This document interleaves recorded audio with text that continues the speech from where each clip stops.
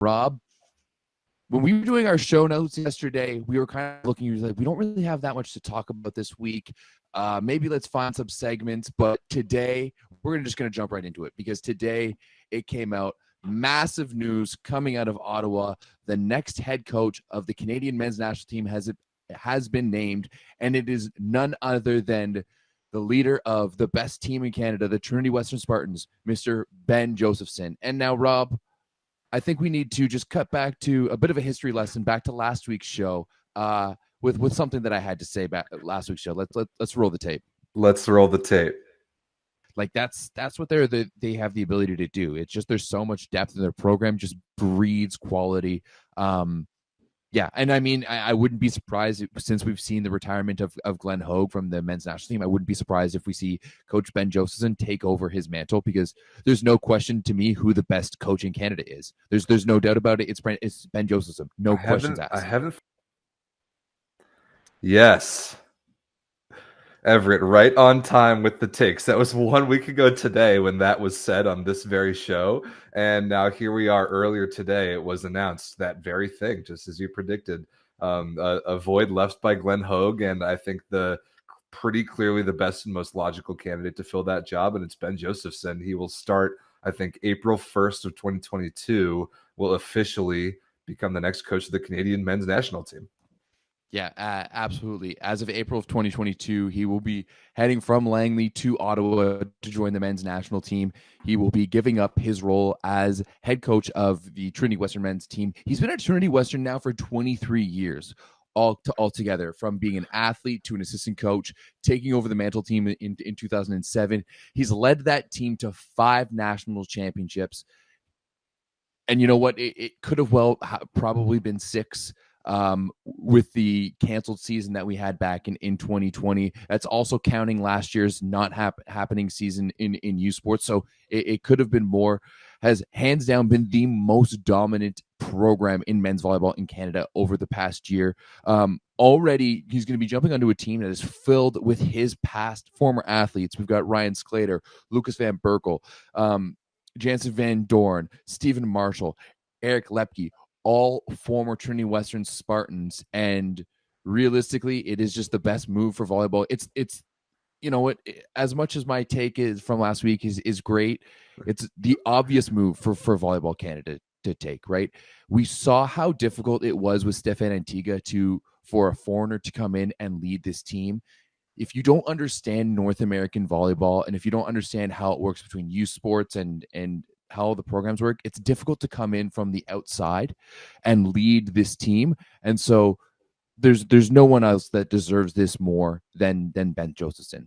I agree. I think it's perfect. And I wanted to ask something from more Canadian fans' perspectives. For those of you who were not aware of this, earlier this summer, there were a handful of kind of minor caliber NORCECA tournaments. There was like one NORCECA and one like Pan Am something or other that like both USA and Canada sent nowhere close to their top elite national teams too.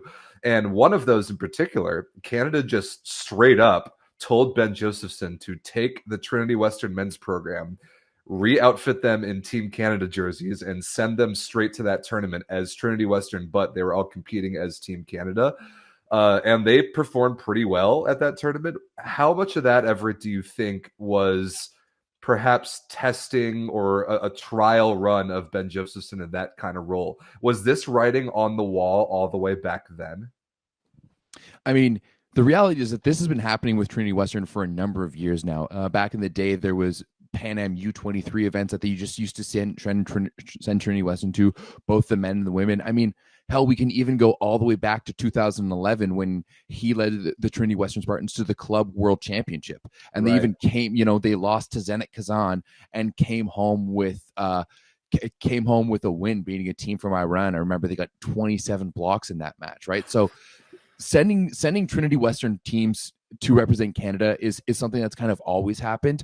I do believe that there's something in I wouldn't be surprised if there's a booster or someone who's helped pay for those trips from their end, and just being like, hey, we're just going to send anyone, or we're just going to send Trinity Western because you know what, there's a working relationship. But I mean, where I really think it started was when he was with the women's national team, leading up through their qualification process, leading up for the 2020 Olympics. I got to spend a little time around him, and when he was working with Coach Tom Black, and that was really when they were starting to trial him out to see if he was going to be a part of that national team program. He actually applied to be the women's national team head coach first. But I think at that point, that's really when people like Julian Boucher and more importantly, probably Carrie McDonald were starting to look at it and be like, hey, you know what? We need to keep this head coaching position right now inside of Canada. That's the only people who are going to know our system, know how it works. And Ben Josephson is the right guy for that job. Even if you go down to his time with Team BC, he coached Team BC back in 2013. He's been with the Youth Maples and other programs like the B team for many, many years. The only thing that the only program he hasn't worked with at all over his past few years is with the senior men's A national team. Right. And you know what? It's been littered with his athletes. I mentioned I mentioned them all before, and there's other guys like Rudy Verhoef who have had made huge impacts. Even going to the beach side where we had Kame Schalk represent Canada at the Olympics in 2016. He's a former Spartan, right? So it just goes on to how much excellence this program has bred and how good and dominant this program has bred. And you know what? As I said it before, there's no one I trust more about the future of the Maple Volleys other than Ben Josephson. No one deserves this more. And I think that there's no one who's, other than Glenn Hoag, there's no one who's ubiquitously revered and respected and associated with Canadian volleyball. Yeah, I totally agree. I am nowhere near as knowledgeable or as connected about the Canadian volleyball universe. That's why we have you on the show, Everett. It's wonderful to hear all these inside takes, but it totally makes sense. And in a period where the Canadian national team, we talked about them losing Gord Perrin to retirement, they will have to figure out how to engineer the future of that program. And I couldn't think of a better person to do that than Ben Josephson, with such familiarity around his own athletes in the program. That's an easy transition already. And just a guy to building a collegiate program like that, or like sustaining it and recruiting new players and, maintaining the excellence of a program like TWU is actually not that dissimilar from operating a national team program. The recruiting is a little bit different, but you really can engineer your own pipeline and your own development system however you want, and which is something that we've seen with the United States national team, as coaches have had the shared national team and university coaching role throughout their time, like Sparrow does it now, Alan Knipe did it before. Like we see that as the standard North American model now for national teams, and I love it for Canada. I think Josephson's going to do great things. This was nice news to see today, and it was even better that it came up on our show last week. Yeah, I mean, it's going to be unreal. I think that we're really going to see a full integration. I think one of the things that Glenn Hoag did so well is integrate, from the junior team all the way up through the senior men's national team. Once you're in that pipeline, you're working within the Canadian national team systems. You're working with, like how we like to play that game. And I think that's going to permeate now even more through the Canadian volleyball system. He's been very, very hands-on with the youth national team, working with guys like Mike Hawk, who's the head coach at UBC, working with guys, like I said, the aforementioned Carrie McDonald, who is the science and development director for Volleyball Canada. I think that this is just really just the best move. And as I said, no one more deserving. It's going to I'm really interested to see him put on his own take on the men's national team. And another thing, I'm very interested to see what happens at Trinity Western in his absence. After this year, he will be obviously stepping aside, and in his place will be 2012 CIS Player of the Year Ben Ball, who led the Trinity Western Spartans to back-to-back national championships, and another guy who led the Spartans back-to-back national championships. That would be Adam Schreimer, former national team setter as well. So Ben Ball has been, Ben Josephson's right-hand man for almost a decade now. So it's going to be very, very interesting. And it was a part of that team that, went to the Club World Championships and won a game there. So it's going to be very interesting to see the transition of this powerhouse team from Ben Josephson, the guy who created it all, who built that team.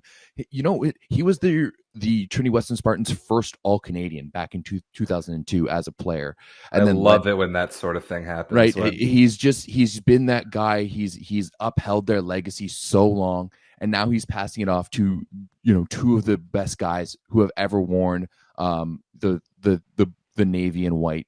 And he's got a whole and Schreimer. And he's got a whole season to not only ride off into the sunset, but to help engineer Trinity Western's transition. Again, he won't be taking over for Team Canada full time until April of next year. So pretty much the whole U Sports season when Josephson will still be at the helm of TWU. And like we've talked about on the show the last couple of weeks, it would be truly shocking if they don't send him off with a national championship. I think they're so much better than everyone else. I would predict it right now, and I would put my bet the house on it for sure. Yeah, absolutely. For me, it'll be, I guess nationals in March will be a bit of an emotional time, because for me, it's been so long going to nationals, and every year Benjo and I have even joked it's my yearly pilgrimage to go interview him.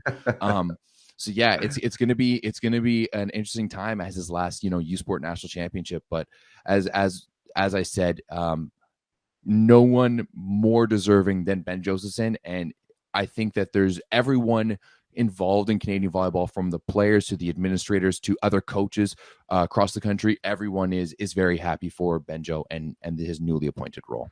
Love it. And Everett will try to get Mr. Josephson himself on the podcast very shortly to dig into more about this move. But so I think that's enough time spent on that. Congratulations to Benjo. I think it's a great move for Canada. Let's move on